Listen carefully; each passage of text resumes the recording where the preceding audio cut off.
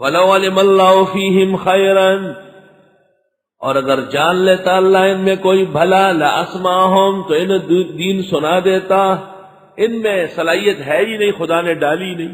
وَلَوْ أَسْمَعَهُمْ، اور اگر سنا بھی دیتا، لَتَوَلَّوْا، تو یہ منہ موڑ لیتے، وَهُمْ مُعْرِضُونَ، اور یہ ہے ہی اعراض کرنے والے. خطاب نمبر 3. یا ایھا الذین آمنوا، ایمان والو، استجیبوا للہ وللرسول اذا دعاکم، استجیبوا للہ، آواز دے دو، یعنی اطاعت کر لو اللہ کی اور اللہ کے رسول کی جب بھی وہ تمہیں پکارے. لما یحییکم، اس کی طرف جو تمہیں زندہ کرے، یعنی اللہ اور اللہ کے رسول کی اطاعت میں تمہاری زندگی. حضرت ابن معلّہ، سعید ابن ابی معلّہ رضی اللہ تعالیٰ عنہ ایک صحابی ہے، ابو سعید ابن معلّہ. وہ نماز پڑھ رہے تھے اور حضرت نے آواز دی. نماز ختم کر کے آئے تو آپ نے فرمایا میں نے آواز دی، تم کہاں تھے؟ اس نے کہا میں نماز میں تھا. کہا آپ نے قرآن کی آیت نہیں سنی کہ اللہ اور اللہ کے رسول جب بھی پکارے نماز میں کیوں نہ ہو فوراً آ جاؤ. اے ایمان والو، فرمان برداری کرو اللہ کی اور اللہ کے رسول کی جب تمہیں پکارے. علماء لکھتے ہیں کہ اپنے اکابر اور بزرگ کی پکار پر آواز فوراً دے. جی حضرت. بس کمکل ہوتے، وہ چلتے چلے آ رہے، بول نہیں رہے. وہ جریج کے واقعے سے عبرت لینا چاہیے نا، جس نے ماں کو آواز نہیں دی.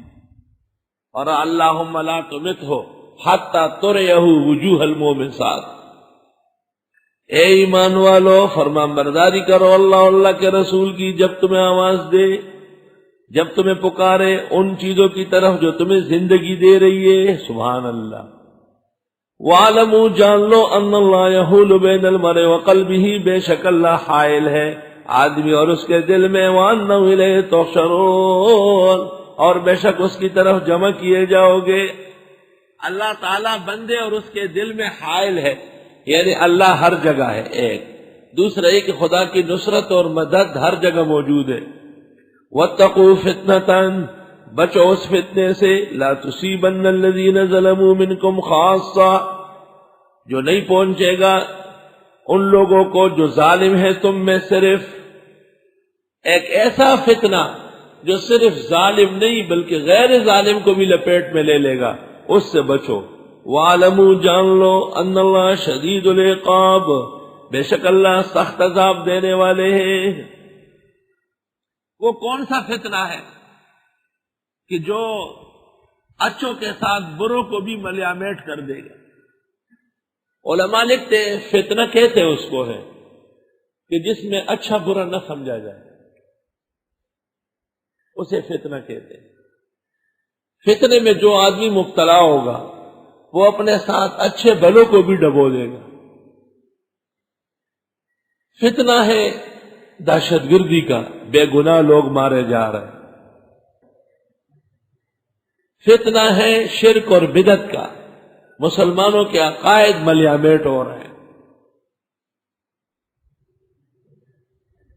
مفسرین نے اس کی تعیین نہیں کی، البتہ کتاب الفتن ترمذی، کتاب الفتن بخاری اور دیگر معتبرات سے پتہ چلتا ہے کہ نبی کے بعد جتنے فتنے ہیں وہ اچھے بروں کو لپیٹ میں لے رہے ہیں.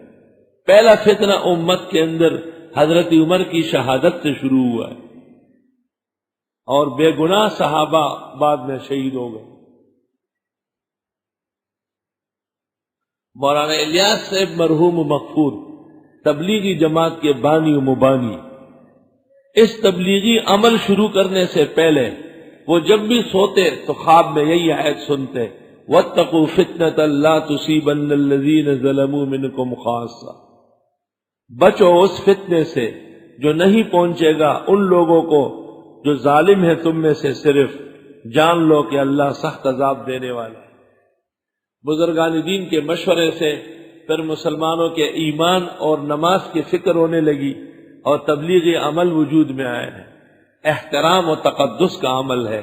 جس سرزمین پر ہو تبلیغ کا احترام کرو. یہ دیوبند کے بڑے اکابر کی دعاؤں سے شروع ہوا ہے، اور یہ مسلمانوں کی امانت ہے. اصلاح کرنا آپ کا حق ہے، خیر خواہ بن کر، حلیف بن کر. تنقید ان پر ایسی مت کرو جس سے اوروں کو موقع ملے. وَاذْكُرُوا إِذْ أَنْتُمْ قَلِيلٌ، یاد کرو جب تھے تم تھوڑے. شروع میں مناظرہ پڑھاتا تھا، انہی دنوں میں دفتر میں پڑھاتا تھا، اتنے تھوڑے تھے. مناظرے کا اشتہار اخبار میں آ جاتا تھا تو بریلوی پولیس کو کہہ دیتے دیکھو ہمارا سا مناظرہ پڑھا. پوچھ گچھ شروع ہو جاتی تو تفسیر کا عنوان قائم ہوا. اتنے ہو گئے کہ یہاں در شروع ہوئے 2 پلروں کے بیچ میں. خیر کا کام ابتدا میں کم ہوتا ہے، بعد میں بڑھتا ہے. شر کا کام پہلے دن سے بڑھ جاتا ہے، بعد میں کچھ بھی نہیں ہوتا. یاد کرو جب تھے تم تھوڑے، مستضعفون فی الارض، کمزور تھے ملکوں میں، تخافون یتخطفکم الناس، ڈر رہے تھے کہ اچک لیں گے تم کو لوگ. فآواکم، پس ٹھکانہ دیا تم کو. وأیدکم بنصرہ، اور مضبوط کیا تم کو مدد دے کر. ورزقکم من الطیبات، اور روزی دی تم کو صاف ستھری چیزوں میں سے. لعلکم تشکرون، تمہیں شکر کرنا چاہیے. خطاب نمبر 4. یا ایھا الذین آمنوا، اے ایمان والو، لا تخونوا اللہ والرسول، خیانت مت کرو اللہ اس کے رسول کے ساتھ. وتخونوا اماناتکم، اور نہ خیانت کرو آپس کی امانتوں میں. وانتم تعلمون، اور تم جانتے ہو. وَاعْلَمُوا، جان لو، انما اموالکم واولادکم فتنہ، بے شک تمہارا مال تمہاری اولاد فتنہ ہے. مال و اولاد فتنہ ہے. کیوں؟ مال کے ذریعے انسان ناکردگی کرتا ہے، اولاد کے لیے سب کچھ کر لیتا ہے. آئے ہے افسوس. آپ نے فرمایا الولد مجبنۃ مبخلۃ، اولاد کی وجہ سے آدمی بزدل اور بخیل بن جاتا ہے. یعنی چھوٹے چھوٹے بچے ہیں، بچیاں ہیں، کل جوان ہو جائے گی، مسائل ہوں گے، ابھی سے خیال رکھنا ہے. اور حضرت ممبر پر تشریف فرماتے خطبہ دے رہے تھے جمعے کا. حسن و حسین دونوں آ رہے تھے. اٹھتے تھے، گرتے تھے. پھر نانا جان سے تو محبت بہت ہوتی، اور پھر نانا جان بھی وہ جو آسمان و زمین نے ایسا دیکھا نہ ہو. تو حضرت ممبر سے اترے، کیونکہ صحابہ کا منہ تو قبلے کی طرف تو نہیں دیکھتے پیچھے. اس زمانے کے طلباء کی طرح نہیں جو سارے جہان کو گردن موڑ موڑ کے دیکھ رہے. صحابہ تو حضرت کو دیکھ رہے ہیں. تو آپ نے دیکھا کہ وہ بچے آ رہے ہیں، گر رہے ہیں، تو آپ اٹھے، نیچے اترے اور دونوں کو اٹھایا، ایک کو اس کندھے میں، دوسرے کو اس کندھے پہ. فرمایا انما اموالکم واولادکم فتنہ، مال و اولاد بھی ایک فتنہ ہے. وان اللہ عندہ اجر عظیم، اور بے شک اللہ کے ہاں اجر عظیم ہے. حضرت عمر کے دربار میں ایک شخص آیا اور اس نے کہا احب الفتنہ وافر من رحمت اللہ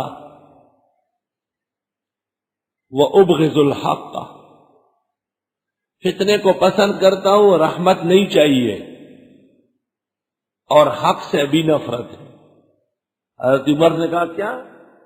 تلوار کو ہاتھ لگایا. حضرت علی بیٹھے ہوئے تھے، سیکریٹری تھے عدالت کے.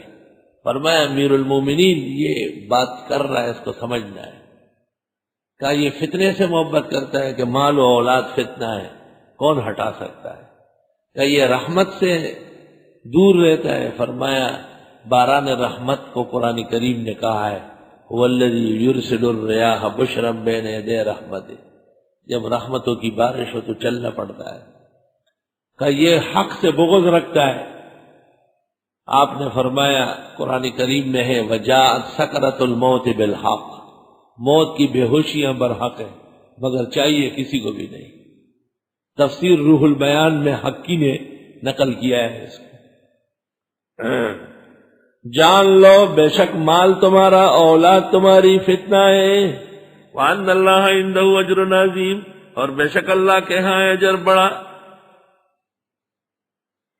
بعض لوگ مالدار ہوتے ہیں، مال و دولت خزانوں کے مالک ہوتے ہیں، لڑکے جوان ہو جاتے ہیں تو ان کو سب حوالے کر دیتے ہیں، پھر کہتے ہیں مجھے پتہ ہی نہیں کہ وہ کیا کر رہا ہے۔ یہ جائز نہیں ہے، جب تک آپ کی روح نکلی نہیں مالک آپ ہے۔ اگر وہ جائز کام کریں گے ثواب ملے گا، وہ غلط کریں گے آپ مجرم ہوں گے۔ شرعاً آپ مال سے بری نہیں ہوئے، آپ کو اخیر تک ان پر نظر رکھنی ہے۔